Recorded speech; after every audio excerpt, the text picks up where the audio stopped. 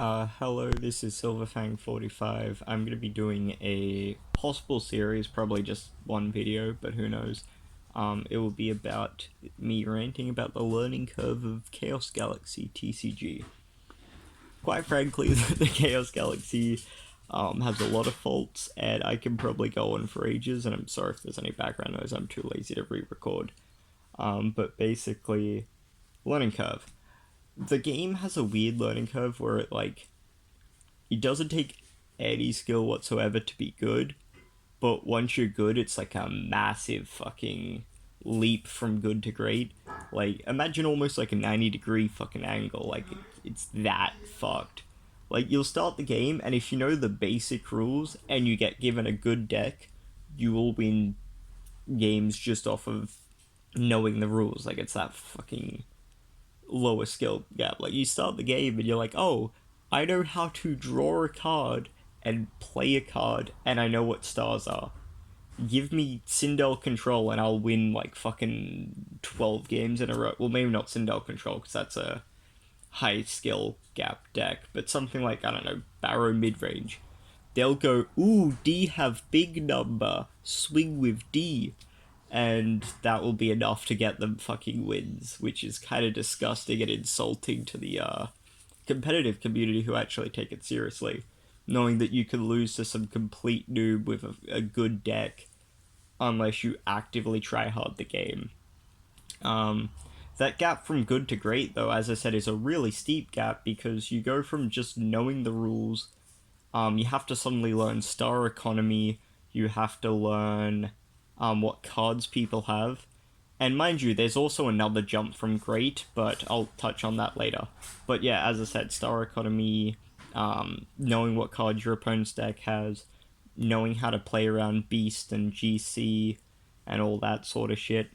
The only other thing that separates a good from a great, really, besides those, is competent deck building. Like, not amazing, but like, at least build like you know what you're doing and don't build like Jez. Like, if you build it like Jez, I'm gonna make fun of you.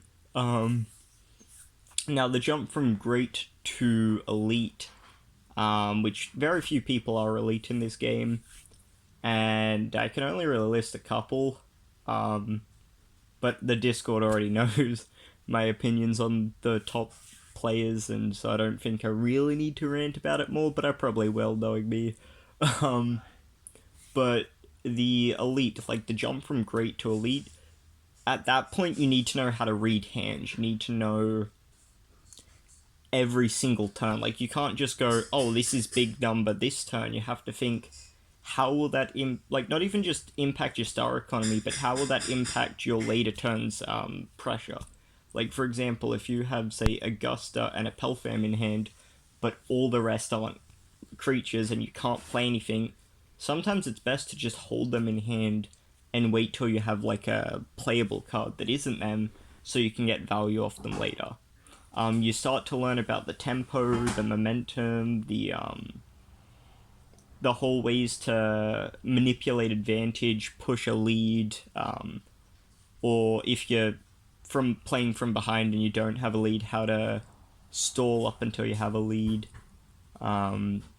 All sorts of shit like that. I'll eventually go into what all of those are, but the whole issue of the like the actual jump isn't even necessarily the learning curve.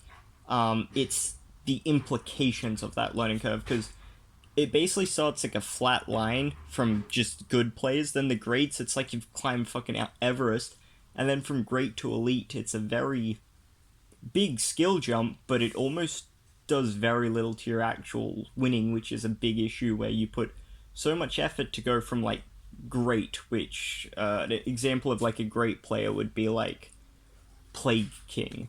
But the jump from great to elite, for example, secret, um, like, it's a big ass jump between them, but if you put secret and plague into a like best of 100 game and they had the exact same deck, secret might only win 55, which for such a big skill gap is disgusting, that someone who has to put that much effort in is only winning that small percent more.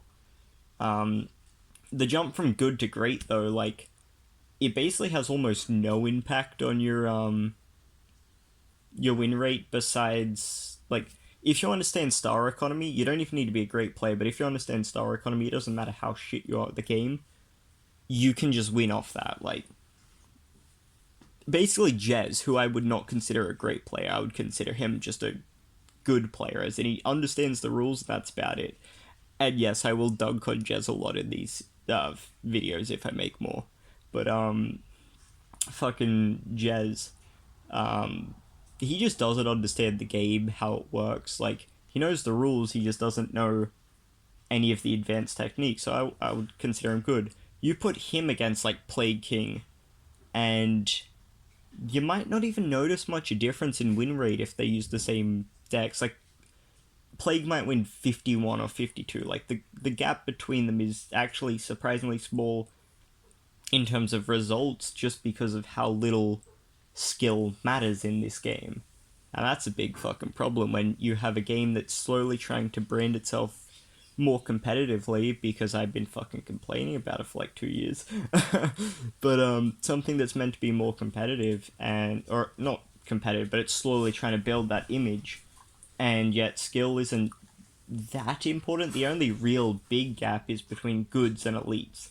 Like if you put a good and a great, no real difference. There might be a couple extra wins. You put a great against an elite, you'll notice some extra wins. The only time it's really noticeable is if it's like one of the elite like 10 to 5 players versus like a good or a scrub. Like that's the only time the win rate is really significantly noticeable, and that's not necessarily a good thing if it requires your best like 10 players to verse no namers or just people who are known for not being great at the game, and they won't even win a lot. That's like an issue. I don't even know how I went from one thing to another. I'm just saying it as it comes out of my head. Like, like I have no clue. I have no script, no idea.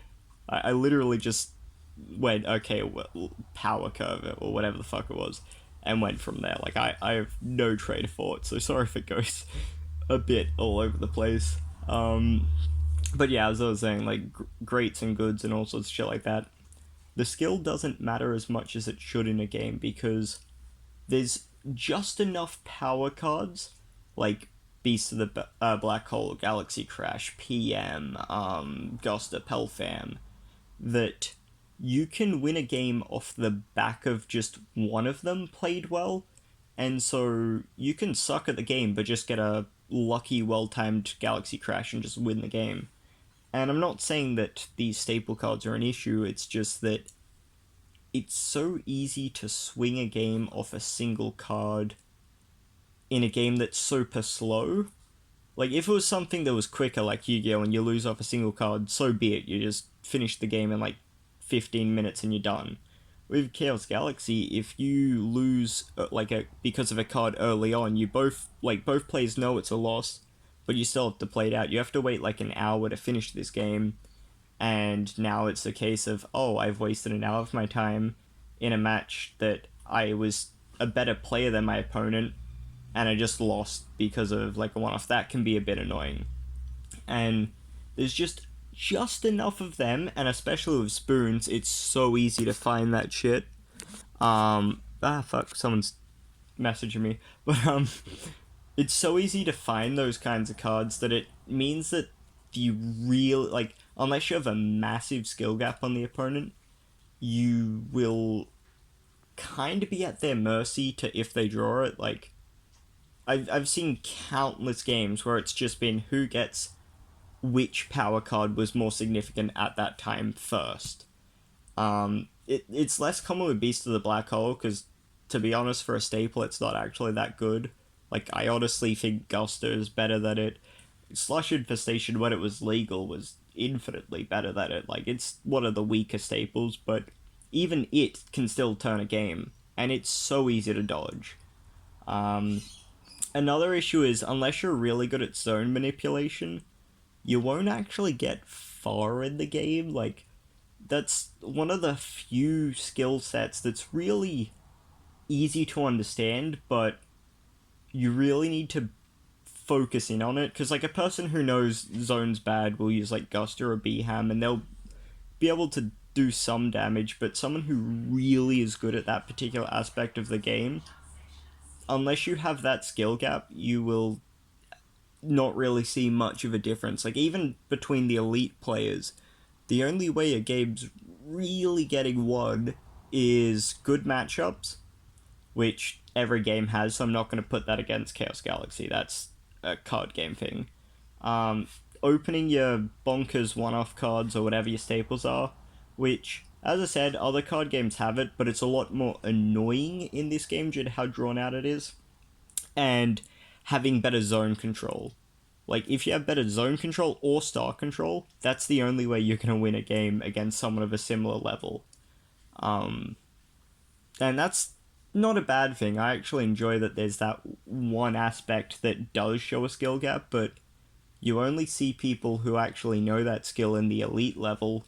Well, star economy, you can see it earlier, but zone control done well is only really seen by the elites, so you get stuck with these, like, you have the scrubs who I don't even remember their name, they're just no names, or they're people who are just actively terrible at the game, and I can't think of anyone who's actively terrible at the game, so it's just all the unnames. Then you have your good players, basically your people who are relatively new. Like, I haven't played against him, but it's not KFC, but it's the other dude who made top 8. Like, I haven't played against him. I know he's new. He admits he doesn't know much about the game, so I'd assume he's in that good category. The only person who's played a long time that I'd put there is Jez, but I also fucking slate on Jez way too often. I don't even know, like, I'm pretty sure I'm repeating myself, but let's see. Yeah, you get what I mean. Like, unless it's like a really noticeable like 2-tier difference, then skills that are normally important to other games become not important, and all that really becomes important is who draws their Pelfam or their whatever thing first. I know I've repeated myself a bunch, but fuck you, you wanted my random rambling, so you're gonna get it. Hi, buddy. How are you, Rocky? Who's a good boy? Um, that's my doggo. But, I really should. Nah, fuck it, I won't edit this. This is bullshit. But, yeah, some good aspects about it, about the learning curve. I mean, there is very few, because everything it does well, other games do better, and everything it does bad are so much more pronounced. Because with a learning curve, you want it to start off where you start completely unexperienced, and you want it to, like, actually be a curve where the more you play, the more you get the skills, and it seems to be not quite a linear 45-degree line, but that is not a bad system where the more time you put in, the more you gain. That's a very good that's a good sort of curve. But another common curve you want is where as you play more time, you learn more, but then there's like a certain, no, you're not going under, no, Rocky. But then under a certain amount of time, like let's say you get 2,000 hours into the game, suddenly it spikes up in difficulty where you need like twice as amount of time to get better. Those games can also work because it allows the casual player who's not going to play that long to feel like they're getting better every time, and then the gap between the like casuals and the pros is really high, which can be good. Um, it's not the preferred method. Obviously, you want every bit of time you play of the game to be able to feel like you're getting better. But as I've mentioned, it's more of like a right angle of Chaos Galaxy where you suck, then you make a small jump, and now all of a sudden you're all the way up into another tier, and then it's just completely stagnant, and then you learn another skill, and it just isn't pretty when there's nothing really separating people in tiers besides one skill that isn't all that important in the grand scheme of things. Like, the way the game's set up, it basically rewards you for being brainless and trying to win quickly in dumb ways. Because if your opponent just doesn't draw the answer, they automatically lose. And the fact that there's some games, like, I remember there was a game I was versing Mush, and he won like 20-0 in the span of like 6 turns or some shit. He just drew the fucking nuts, and it didn't matter that I was playing a deck that at the time was like tier 1, and that he was playing a deck that wouldn't even be tiered. It didn't matter that I was a better player than him. It was just a case of he drew well, I drew double head goat. Next game, like there was nothing I could have done. And I even had Galaxy Crash, I believe, and Beast of the Black Hole. Like, had both of them, I'm pretty sure, and even that wasn't enough to get me there. Like, the fact that he just drew good enough to like overcome any skill gap, and that obviously it's a single example, so it's not like a immediately this argument's correct or this argument's incorrect, but it's just the best evidence I can give at this current point, and you will notice a trend of, and this happens in all TCGs, but in this game it's even more pronounced, where someone gets card, they win. Like, I even made a deck, Syndian Tour Guide, where if it got like, I did some like tests based on its actual win rates and shit, and if it got gassed and like if it got gassed and appeared in graveyard before turn 5, it won every single game. Like, if you got that opening, you won every game. It was impossible to lose, basically, because no deck could keep up with it. But if you didn't draw that combination of cards before turn 5, the win rate dropped all the way to like 45%, where it's just like, you either open this combo and win or you lose. And the game kind of feels like that deck, where it's like, oh, I can ignore the skill gap, I can ignore learning the game, I can ignore that learning curve if I just run a bunch of draw and get lucky, and that is not a thing you want in your game. How long have I been talking? Oh shit. Yeah, that's enough. But yeah, hope you enjoyed this whoa cringe and like speed or whoever the fuck was asking about it. Love you guys.